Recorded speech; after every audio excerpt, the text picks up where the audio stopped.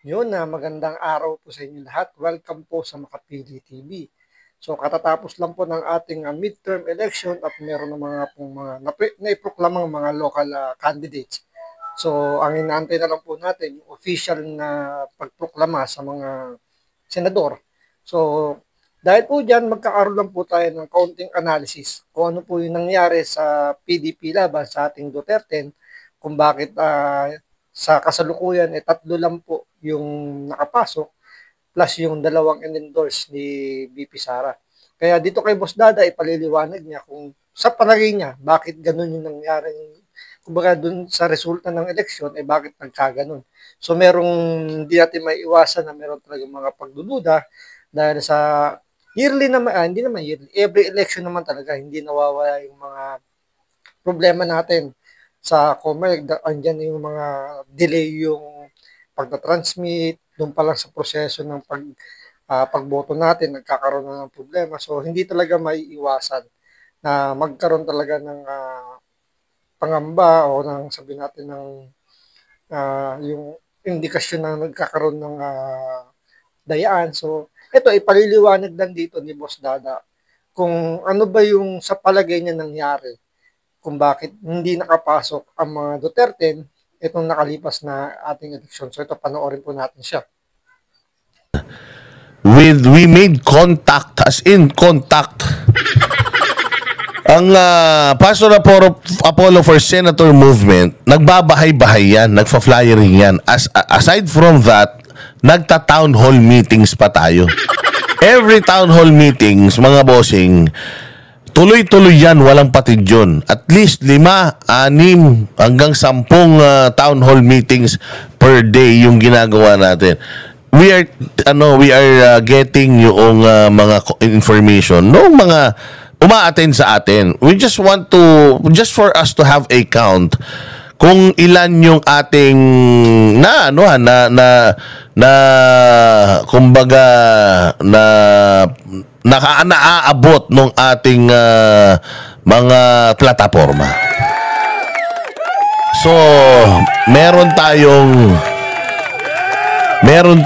20 million na mga naabot.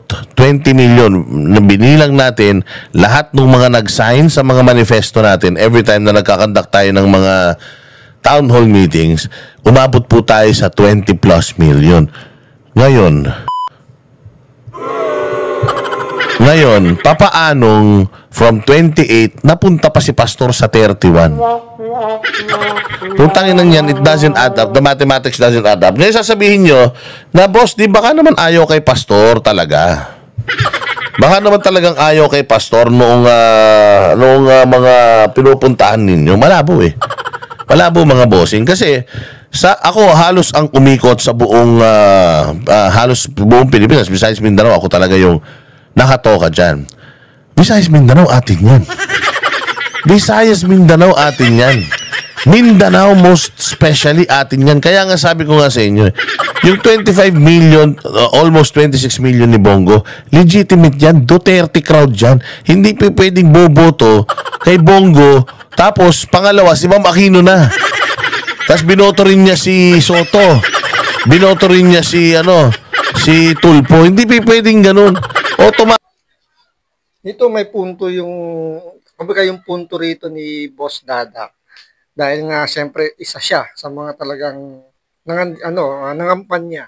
So on the grounds, nandun talaga siya, nakikita niya, sa mga event, di ba? Kasi kung i-compare mo yung alyansa, halos nabawasan yung kanilang campaign rally dahil nga 'di ba every time merong rally ang alyansa ang sinisigaw Duterte. So doon pa lang pa i-compare mo yung kanilang campaign rally. Yung isa binabastos na ng mga Duterte supporters. Yung isa naman talagang dinudumog. Tapos yung resulta ng boto ni Senator Bongo which is 25 million na talagang napaka-legit nun. Tapos ang nakuwang boto ni Pastor Kibuloy at ng ibang miyembro ng PDP Laban is below doon sa inaasahan. Kaya nga kahit si BP Sara, 'di ba, disappointed siya sa resulta. Hindi naman kini-question. yung COMELEC, pero parang ang dating sa akin, kini-question ni VP Sara yung mga bumoto na anong nangyari, bakit hindi nyo sinunod o hindi natin pinagbigyan yung hiling ni Pangulong Duterte na iboto yung Duterte. 'Di ba? Kumbaga, kung sabi lang natin na bumoto talaga, which is yung kay, kumbaga pinaka malinaw rito yung kay Senator Bongo. Imposible naman na hindi iboboto yung ibang PDP laban. Kasi ang layo ng difference eh. Ang sumunod na kagad si Senator Bato, tapos si Marcoleta, tapos yung the rest, talagang napakalayo ng kanilang napuntang posisyon. Kaya medyo talagang nagkakaroon ng pagdududa dahil nga talagang may pagdududa naman talaga sa COMELEC eh. Tapos malalagyan pa ng gantong parang hindi pa kagad matanggap na yung resulta ng mga kandidato ng PDP ay nando sa mga parang nasa bottom, yung talagang walang kapag-apagasang manalo. Automatic yan. Pag binoto mo si Bongo, yung pangalawang iboboto mo, Bato de la Rosa kagad dyan. Pero makikita mo si Bato de la Rosa, meron pa rin discrepancy, meron 6 million na nawawala. Yun yung nakakapagtaka dun. Sabi ko nga sa inyo, sa Duterte, at least Bato, Bongo, si Marcoleta, si Pastor Apollo Kibuloy, at saka si Vic Rodriguez, yung 5 na yan, sila talaga yung pambato natin eh. Diyan sa, sa, tawag dyan, sa kampanya. Yan talaga yung masasabi mo na, pag binoto mo yung isa, at least yung 5 yan papasok eh. Pag binoto mo si Bongo, si Bato, Antimano, si Marcoleta, si Rodriguez, at saka si Pastor Kibuloy, iboboto mo na eh. Bakit? Yaan yung talagang apektado eh. Yan yung inapi eh. Si Marcoleta, inapian sa Kongreso. Si Pastor Kibuloy, inapian ng otoridad. Si Vic Rodriguez, inapian ng administrasyon, tinanggal yan. So kung revenge vote yung hinahanap natin, sabi ko nga sa inyo, Bongo, Bato, ayan si Marcoleta, Pastor Kibuloy, tsaka si Rodriguez, hindi dapat yan malalaglag sa 12. Maniwala kayo. Ako para sa akin, meron talagang magic na nangyari dito. Why? Pinakita namin sa show kahapon, lahat ng mga lugar, Pateros, Nabotas, Makati, Taguig, lahat as in, mula NCR hanggang Calabarzon, hanggang dito sa Luzon, as in, nakapako si Pastor Kibuloy sa 42nd. Number 42. Nakapako siya doon, 42, 42, 42, which is sobrang imposible nun. Why? KOJC, meron po yan sila at least 5 milyon na botante. Ilan lang milyon nakuha ni Pastor? So ano yun? Sila lang bumoto, yung mga members lang niya bumoto sa kanya? Yung bumoto kay Bongo ng mga DDS, hindi bumoto sa kanya? Yung best friend ni PRRD na unang tinrabaho dahil sa pagiging kaibigan niya sa mga Duterte? Administrator pa si Pangulong Duterte niyan sa mga properties ng Kingdom of Jesus Christ. Tapos, hindi mo iboboto? Kumbaga yung pinaka-logic lang dito ni Boss Dala, di ba? Kumbaga, kasama sa ticket eh. Tapos, doon pa sa total number ng members ng KOJC. Tapos kung bibilangin mo pa yung may mga lobas kasing mga resulta ng eleksyon, yung turnouts ng voting. Yung Mindanao talaga solid, nakakuha ng Duterte. Nasa almost pinakamababang nakakuha yata sa Duterte, nasa 5 million votes.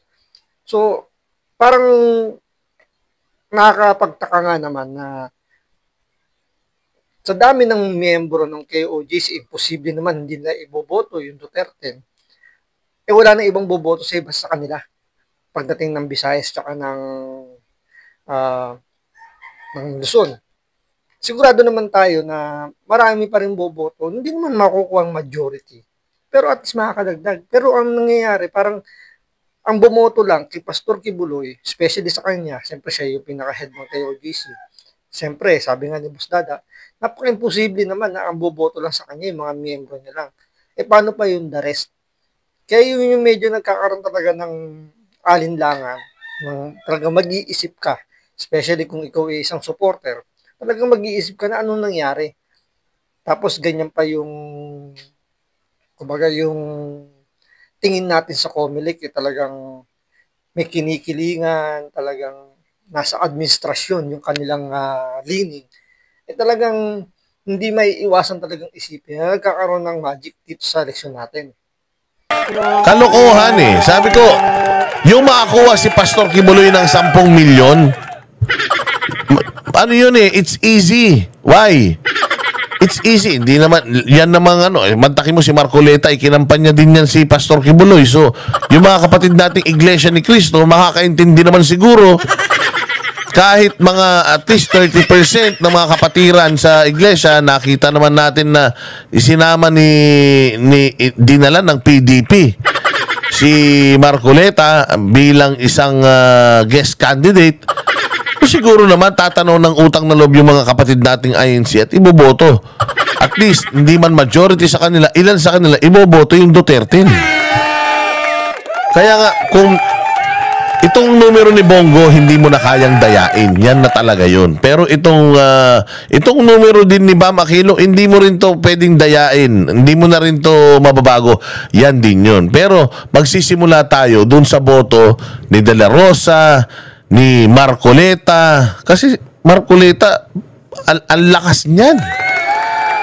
With the votes ng PDP plus INC, dapat yan si Marcoleta at least nasa top 3 yan. Oo, tapos po siya biglang, ayan ang sinasabi ko. Di ba nangangaral kami nung nakaraan, sabi namin, 10 lang, 10 lang yung ating iboboto. Anong ginawa ninyo? Ginawa ninyong 12, putang ina niyan. Kabilin-bilinan ni tatay, 10 lang, putang ina, ginulo nyo, ginawa nyo 12. Sabi ko sa inyo once na ipinasok nyo si Amy sa usapan, magkakalabo-labo yan. Anong sinabi namin? Pag dinagdag mo yan 2, baka may 2 pang malaglag.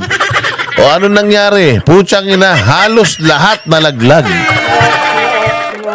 Bakit? Kasi pinadikit nyo. Mantakin mo si Amy, meron na yan boto from Alyansa na makukuha. Loyalista yung mga putang ina, mga tanga na yan eh. Iboboto pa rin ng mga loyalista si Amy, Marcos yan eh. Dito, tama yung naging prediction nitong Banateros na once na, dahil nga doon nakapasok nga si Amy Marcos sa pag-endorse nga ni VP Sara, nagulo talaga yung DDS sa pagsuporta sa Duterte. So, may factor din talaga yun na sabihin natin na nalaglag dahil nga doon. So, tingin natin na may punto rito sila, Boss Dadas.